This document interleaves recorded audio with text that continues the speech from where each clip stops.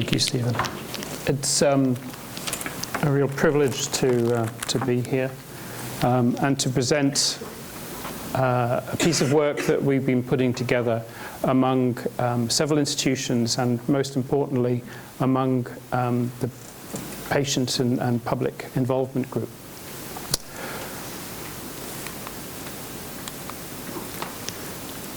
So we've been putting together this project, which is a genetics proposal to the Medical Research Council and National Institutes of Health Research on the genetics of ME.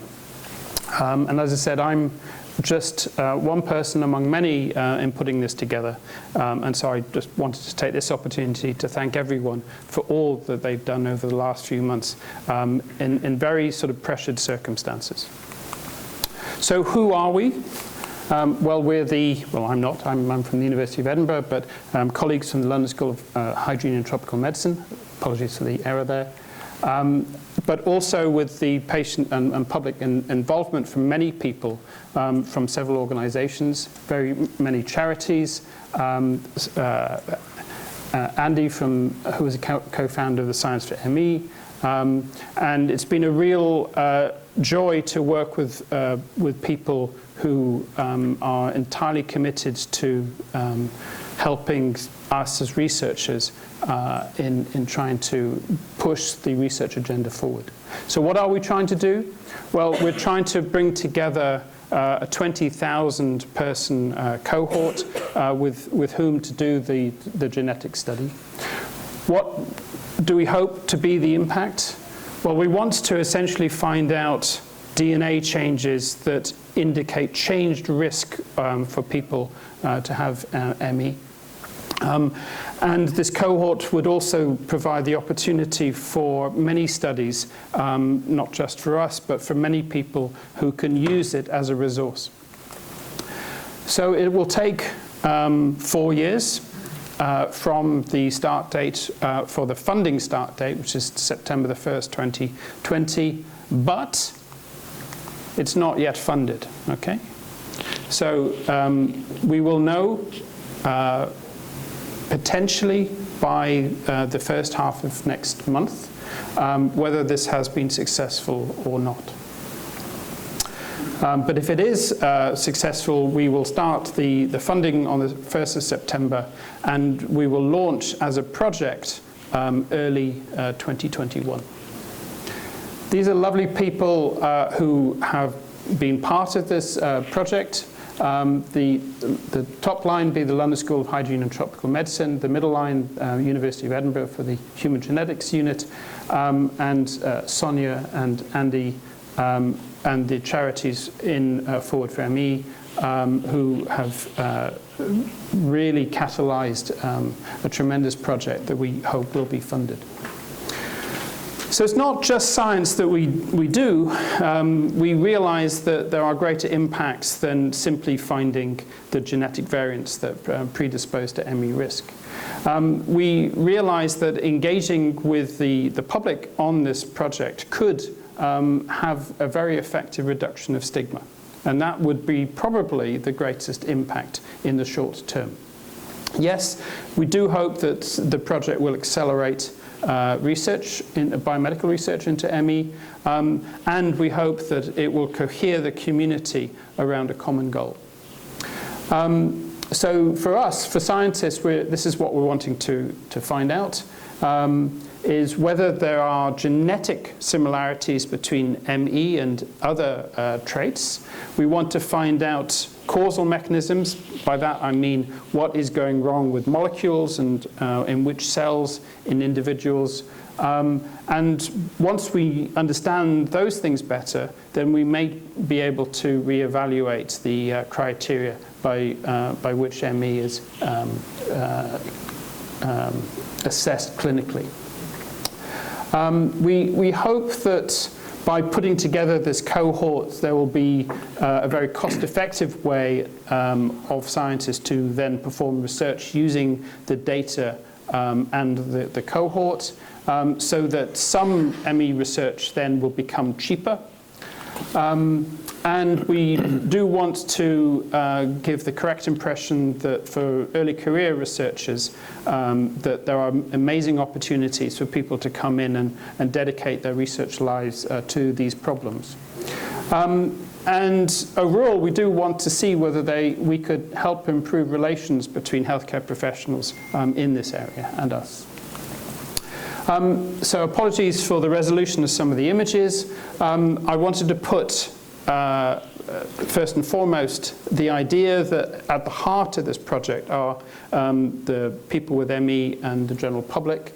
And this has been a fantastic eye-opener for me as a researcher as to how to properly do science with people with lived experience of ME. And we've used the Involve guidelines from the NIHR. And what I wanted to show is that the Involve guidelines, they define the involvement in research as research being carried out with or by members of the public rather than to, about, or for them. And that to me is really important. And this is what's going on now, this middle section. There is involvement, it's about the individual, etc. But this is what the Involve on the right, present and future, this is what the Involve Centre indicates they wish to happen. And so there's co-production of science involving community in health research and outcomes, citizen-driven collaboration, involving social media, digital and tech, involving consumers, and there being a global movement. And I think this is where we're going here on the right. I just wanted to quote what Sally Davis said, and I'll read it out to you. No matter how complicated the research or how brilliant the researcher, patients and the public always offer unique, invaluable insights. Their advice when designing, implementing, and evaluating research is something, effective, more credible, and often more efficient as well. And so we have taken all of this to heart, and we will be driving the research in this way all together as a community in that vein. Apologies you won't be able to see this, but what I wish to, the implication that I want to give here is that we are only doing first half of a whole series of different things that we could and will do with respect to ME. So there is a huge challenge to do many things, to go down to therapeutics, which is the bottom right here. And we're only going to be doing the top left bits and hoping that all that we find here will then trigger and catalyze research that many can do to drive research towards therapeutics later. We're doing a genetic study, so what is at the heart of the study? And the heart of the study is identifying DNA changes, variants, that differ between individuals. We all have DNA variants. We're all different from one another unless we have an identical twin. And so if we walk down the chromosome, which is what this double helix is, we may be able to see one position where a letter has been changed here from this helix, which is a C or a G, which form a bond here, and changed into here an A or a T. And so here, what we have is a SNP, a single nucleotide polymorphism, and there are many places around the genome where there are differences in the population. And these are the differences that we are investigating.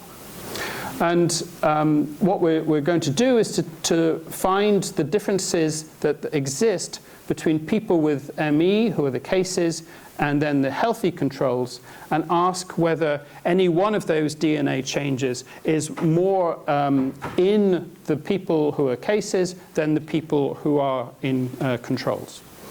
So this is basically a statistical test, and it will tell us whether any particular DNA variant predicts whether someone is a case or a control. And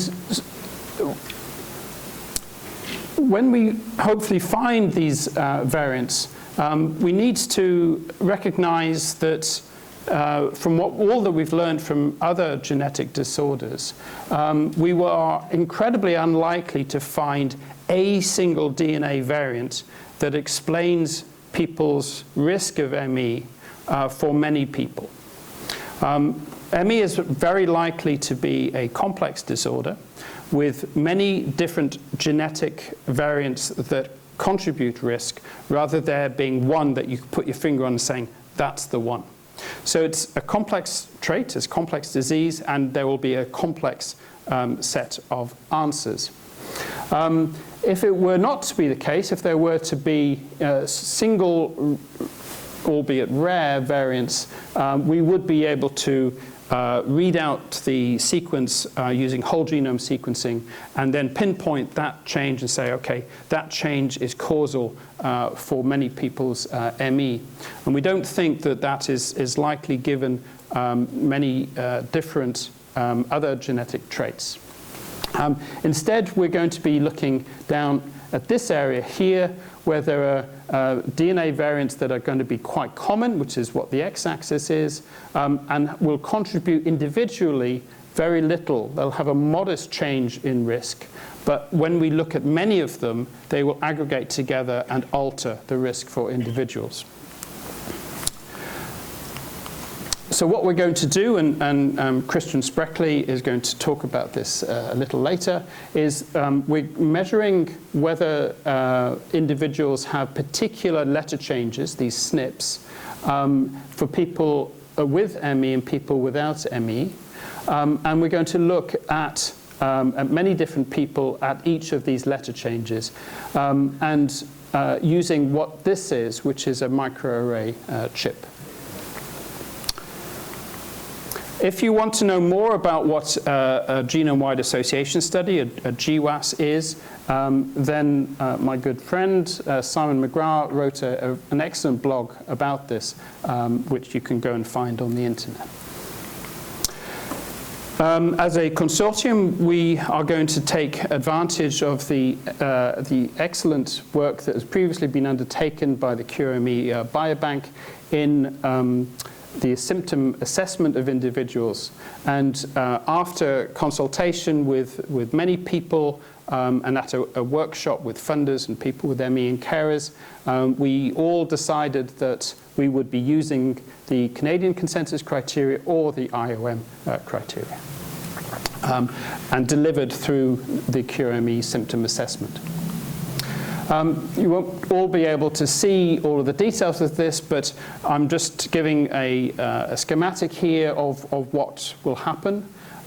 If people wish to be participants in this study, then they will fill out part of a website, and from then they'll be filling out the questionnaire, and if people pass the questionnaire and are participants in the study, then they will get a spit kit in which they will provide a saliva sample, and that will come to Milton Keynes, the NIHR Biosample Center, and they will arrange for the DNA letters to be read out using the microarray chip, and we'll receive the data in a very secure way. So the spit kit is simply that. And it will come in a box, and with guidance as to how you're supposed to deposit your saliva in this kit, and where it's going to be returned to. There's a funnel, so it all should go in there, and it's an experimental design that is now being used in many different studies for many different types of disorders.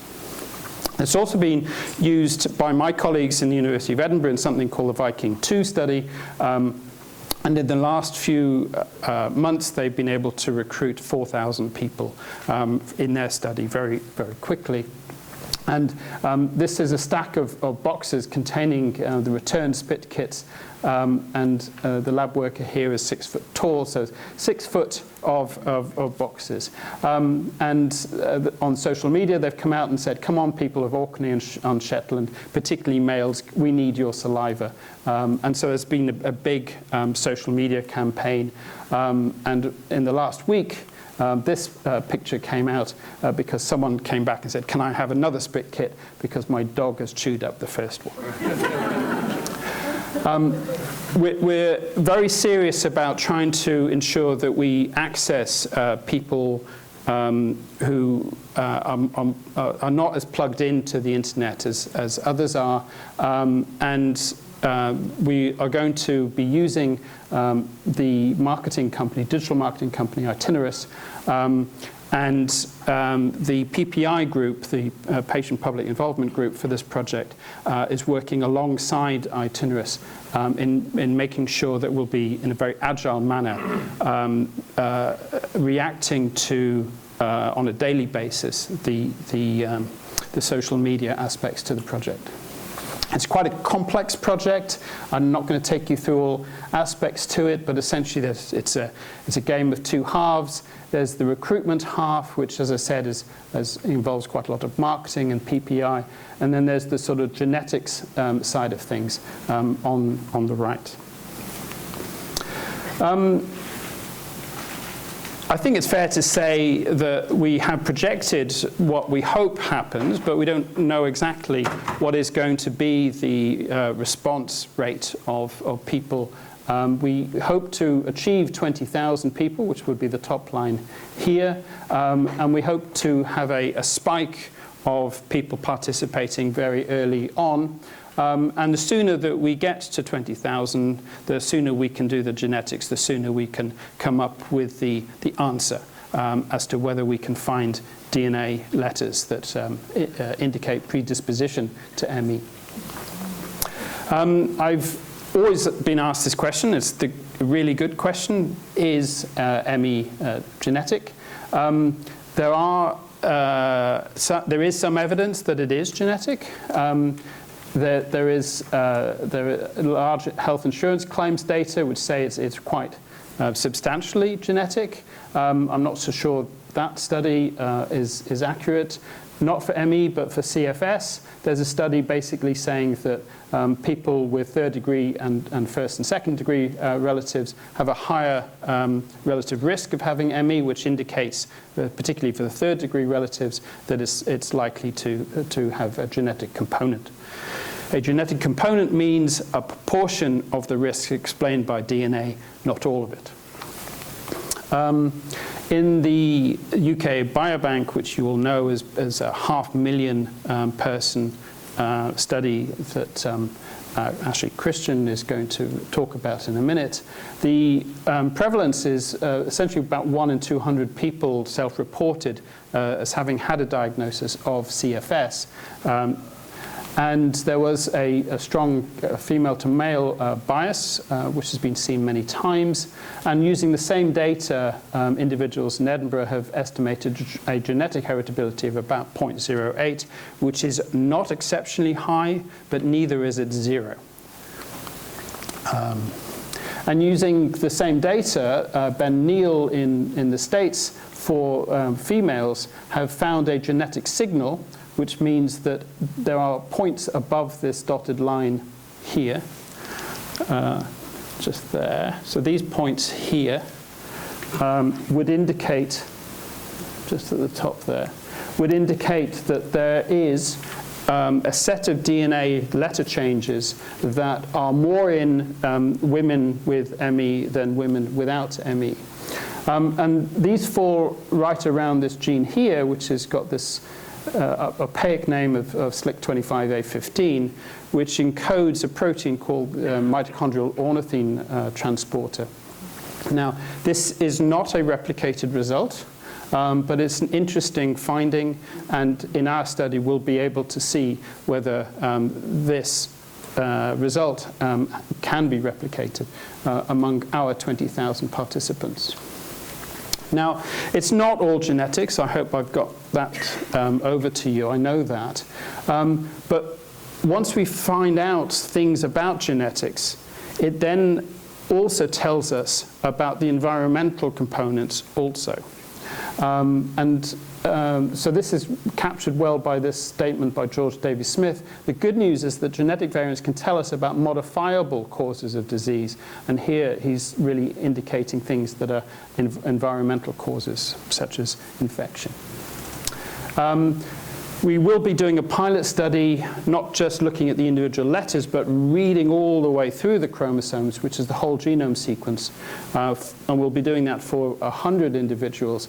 And we're doing that just for that number because they are much more expensive. If we were to do it for everyone with today's costs, it would cost over £10 million. So I'll just leave it there for now, except to thank everyone who's put in a huge amount of effort for this grant proposal, which has gone in. It has got favourable opinion written from reviewers. We wait to see whether it will be funded by the two research funders, the MRC and NIHR. Thank you very much. Thank you very much.